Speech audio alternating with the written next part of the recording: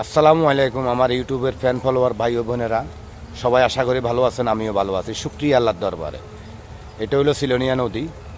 এই নদীতে আইসা জোয়ারের কারণে পানি বৃদ্ধি, বিগত বন্যায় মুসাফুর সুইচ গেটটা যখন চলাই গেছে, চলাই দেওয়ার পরে আমরা যারা ফেনীবাসী বা নদীর লগে বাড়ি, তারও একটু বিভ্রান্তি, তারা একটু ভয়ভীতি পায়, কারণ এটা ডাইরেক্ট হয়ে গেছে। এখন কোনো গেট নেই, এটা পানি আইয়েরা যার জোয়ারের পানি যত বেশি হবে এত এদিকে চাপ দিব। তো চাপ দিবার পরে এটা দেখা গেছে অত 2 ঘন্টা, 1 ঘন্টা, 3 ঘন্টা অত এটা আবার নামে যাব, আবার জোয়ারের টাইম হলে আবার আইব। তো এসব কথা কান দিবেন না। বিভিন্ন চ্যানেল, বিভিন্ন ইউটিউব, বিভিন্ন খবরে বিভিন্ন জায়গায় কয় ডুবে গেছে, এটা হলো বোকাস কথা। আপনারা ভিডিওগুলো দেখবেন, বিভিন্ন চ্যানেলে দেখছে যে ভিডিওগুলো একটু খেয়াল করে দেখবেন। এটা বন্যার ভিডিও, গতবার বন্যার ভিডিও। আপনারা কোনো কথায় কোনো গুজাবে কান দিবেন না। সব কিছু আল্লাহর উপর ভরসা করি। একতে তাদের বেদাল ইমাম, বস কথা শেষ।